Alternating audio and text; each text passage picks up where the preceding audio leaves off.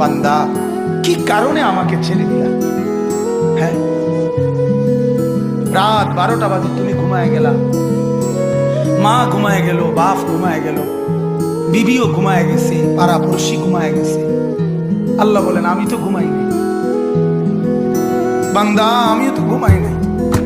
সারাদিনে আমিও তো জগৎটা পরিচালনা করছি, তবুও তো আমার কোনো ক্লান্তি নাই, আমি তো ঘুমাই নাই। কেন ঘুমাই নাই জানো বান্দা? রাতের 2টা বাজে যদি তোমার পেশাব করতে হয়, রাতের 3টা বাজে যদি তোমার দরজা খুলতে হয়, তখন যদি তোমাকে উঠতে হয়, আর আমি যদি ঘুমায় যাই বান্দা, তোমার চোখ মেলে দিবে কি?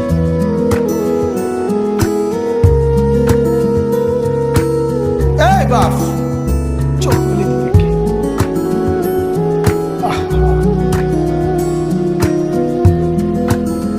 আল্লাহ আমাদেরকে মাফ করুন। কোরআনুল কারীমের মধ্যে আল্লাহ তাআলা বলছে ওয়াহুয়াল্লাযী ইয়াতাওয়াফাকুম বিল্লাইল। কোরআনে আল্লাহ বলে বান্দা শোনো, প্রত্যেকটা মানুষকে রাত গভীরে যে ঘুম আমি দেই, সেটা ঘুম না, আমি ওয়াফাত দেই, আমি মূলত মৃত্যু দিয়ে দেই। আবার আমি দয়া করে একটা নির্দিষ্ট সময় পরে চূড়ান্ত মৃত্যু দেব বলে আমি আবার সেই হায়াত সকালবেলা যখন জাগতে শুরু হয় তখন আমি ফিরে দিই। এমনও মানুষ আছে পৃথিবীতে, রাত্রিবেলা ঘুমাইছিল ভালো মানুষ, সকালবেলা আর জাগে নাই। আমার একজন দূর সম্পর্কীয় চাচা আছে, প্রফেসর ছিলেন, ভালো মানুষ ছিলেন, রাত্রিবেলা জলজ্জান্ত মানুষ ঘুমাইছে, সকালবেলা আর দরজা খুলে দেখছে ওই মানুষটা জীবিত ছিল না, মারা গেছে। হতে পারে না? হতে পারে কিনা বলেন না? তাইলে বছরের পর বছর, মাসের পর মাস, এই বাপ বাহিরের কারো চিন্তা করে বাদ দেন, আপনারা যারা বসছেন আপনাকে বলছি, আপনি কষ্ট করে বসছেন, রাতের 12টা বাজে, রাতের 12টা বাজে, এত কষ্ট করে বসছেন, বিনিময়ে একটু ভাবেন, একটু ভাবেন, অনুরোধ আমার, একটু ভাবেন। আজ মাঝে মাঝে মন চায় আল্লাহর বান্দা মুসলমানদেরকে বুকে জড়ায় ধরে কাঁদি যে বাপ কেন এত ভুল করছেন, আল্লাহকে কেন এত নারাজ করছেন? যার বিবি বেপর্দা, আপনি আল্লাহকে কত পরিমাণ নারাজ করাচ্ছেন? যার স্ত্রী, যার মেয়ে বেপর্দা, আপনি আল্লাহকে কি পরিমাণ নারাজ করছেন? বলে এক কুকুর মরলে, লাশ ফেলে রাখলে যে দুর্গন্ধ ছড়ায়, সেই দুর্গন্ধে অল্প কিছু মানুষের কষ্ট হয় কিছুক্ষণ, কিন্তু এক নারী বেপর্দা হাঁটলে যে যুবকগুলোর চরিত্র কষ্ট হয়, সেই নারী এক মরা লাশওয়ালা কুত্তার চাইতে বেশি দুর্গন্ধ ছড়ায়। কুকুরের দুর্গন্ধ এত বেশি ছড়ায় না, বেপর্দা নারীর দুর্গন্ধ যে পরিমাণ ছড়ায়। সে তো শত শত যুবক তার চরিত্র শেষ করে দিয়েছে। এই সিনেমার নায়িকা নর্তকীরা উলঙ্গ আর ছবি আর বিবস্ত্র ছবি আর নাচ গানের এই ফুর্তি দেখিয়ে এরা হাজারো যুবকের চরিত্র গঠন করে না নষ্ট করে? কথা বলেন না কেন?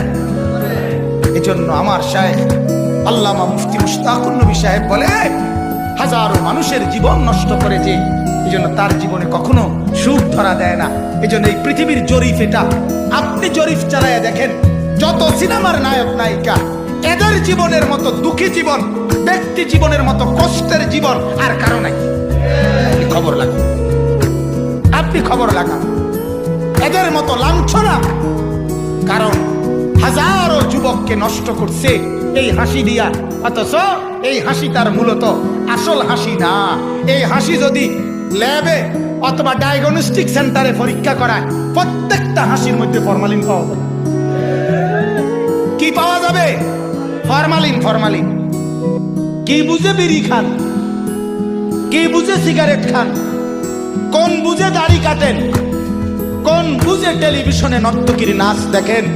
আজ 20 বছর ধরে যার ঘরে রঙিন টেলিভিশন চলে, নাচ গান, সিনেমা, নাটক, নর্তকীর ছবি, আমনের বউ বাচ্চা বছরের পর বছর আমনের ঘরে বইয়া, সোফাত বইয়া বইয়া টেলিভিশনে নাচ গান দেখে, আমনে মরতেন না?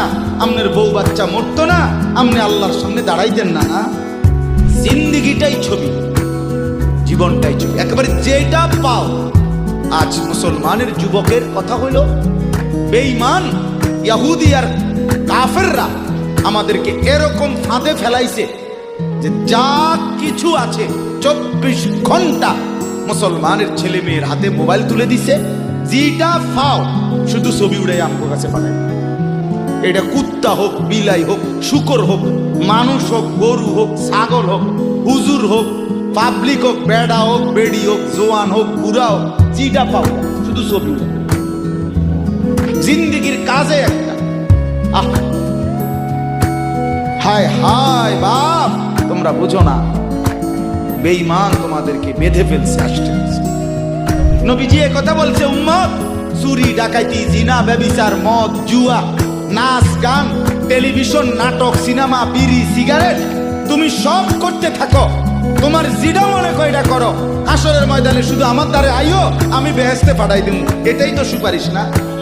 তো আমনে ঘটনা কি?